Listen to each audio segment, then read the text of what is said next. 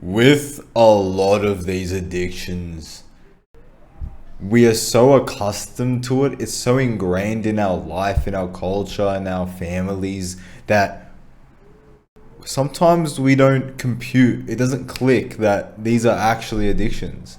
Like, there are people out there that have addictions and they just don't even know it's an addiction. It's just something that they do all the time. It's part of their life, it's part of their habits. Everyone around them does it. So it's literally just normal. And that's like the same thing about sugar. Because it's ingrained in all of our diets from the very beginning of our lives, ever since we were a child, for the most part, it's been ingrained in us that it's just some regular food. You know what I mean? But sugar's in everything, right? Let's say like whatever. There's a billion drinks that have sugar in it. There's a billion food items that have sugar in it. All this processed stuff. So it's very, very hard to avoid unless you go like, like a organic food diet where you're just eating meat, eggs, like animal based or whatever it may be. But for a lot of us, and for, at least for me, living in Australia, just eating junk food is just readily available and it's just part of the culture and it's just everywhere, you know? If like I'm gonna give you a few scenarios where it's literally impossible to avoid sugar. Like when you're a kid and you're going to a friend's birthday party, what's served? A bunch of lollies, junk food, fairy bread, basically just a bunch of sugary stuff. It's hard to avoid. Like all the drinks that are poured is just like a glass of like soft drink, Sprite, Solo, cordial, whatever it may be. It's just there, it's everywhere. Whatever school, in the canteen, there's just a bunch of chips. JJ's comes to mind. I remember these Ovaltinis, these like little, it's like a little packet like that with these little brown, like, kind of look like eclipses, but they're like these like chocolatey, like, it's just all this garbage. All these lollies, clouds, sunny boys, Zappos, some sort of long snake gummies, and Skittles, sour Skittles, like a whole bunch of sugary stuff. And it's crazy, right? Like it's crazy.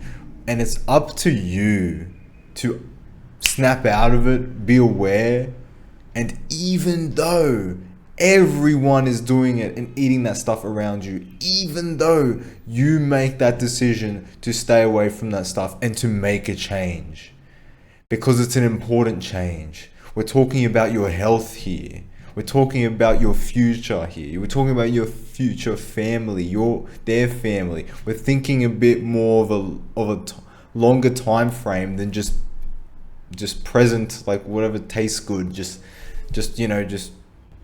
cheap thrills and getting a quick fix. We've got to think long term, and all this processed garbage is toxic. It's poison.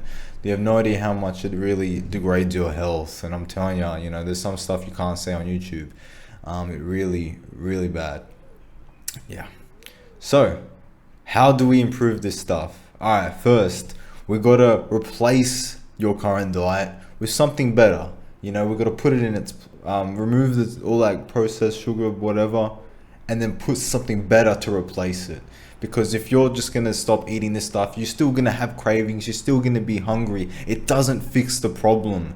You need to substitute it with actual food. And I always suggest steaks and eggs. Your body's getting all the nutrients that it needs. You're going to be fuller for longer, satiated. Your body's going to be like, yes, oh my gosh, finally getting some food that's actually satisfying your needs, right? With all the nutrients and what your body needs every day. It's not going to send out those signals. You're not going to be craving for this stuff because you're getting it in this food.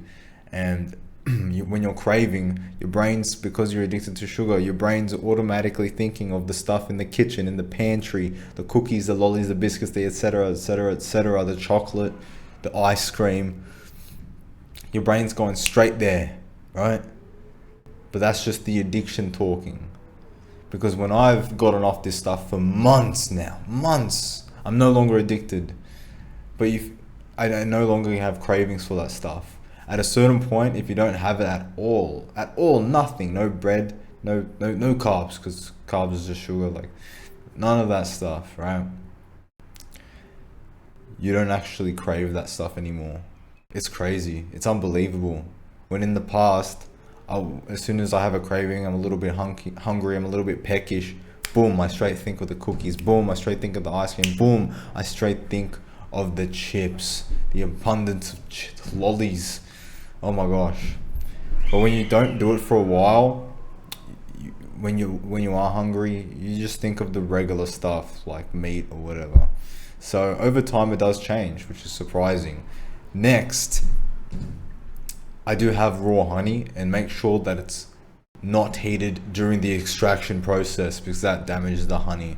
So they could slap a raw honey label on it, but it might be heated during the extraction process. The one I get, the jar, it says cold extracted, sorry. And so I know that's good and tastes good. And so I have that, and that's quite nice. Another thing that you can do is just not having it in the house at all, because if it's in the house, you know it's there, it's really easy to be tempted and just grab it, you know. But if you don't have anything in the house, and this might be a hard part, because if you live with your family, it's going to be hard to deal with it, you know. But if you can, get it out of the house, get it out of sight, out of mind, you know. All right, so let's reiterate. We got the understanding about what you're actually eating that has sugar in it. You gotta have to read some labels if you have to. If it's not common sense already, you gotta get it out of your kitchen, and you gotta replace it with some good foods now. Now you're feeling satiated. Now you're getting all the nutrients, and now you're on your way. But the last step is the most important step, and that's how to actually stick with this change, how to actually stick with these habits and build this positive habit, so that you're not going back to sugar, you know. And that's changing your identity. We understand the goal, which is to no longer be addicted to sugar. We got the systems, which I just mentioned, the steps that you need to actually achieve the goal. I just mentioned it now. And the last step, the identity change. It's no longer part of who you are, and it's no longer part of your life. Sugar is a thing of the past, and it's no longer you, and you got to make that conscious decision. Because in order for it to stick, these positive habits, you got to understand that it's not you anymore. You don't eat that. You're not a sugar eater. You're not a junk food eater. It's just not part of your identity. You got to erase it from your memory. You got to wipe your memory card of all that garbage, you know. It's just not you anymore. It's not part of your life anymore. And it might be hard at first, but it's actually really possible. On the channel here, I've talked about other addictions. I always speak from my own experiences and the methods and strategies that have worked for me. And so when I talk about my personal experiences on these channels with hundreds of videos that I've made, you might be able to relate to my problems as well, and you can get some insight. So with that being said, like, comment, subscribe for more videos like this. Subscribe right now. We're almost at 400 subscribers. Join the community for more, and I hope this helps. Catch you later.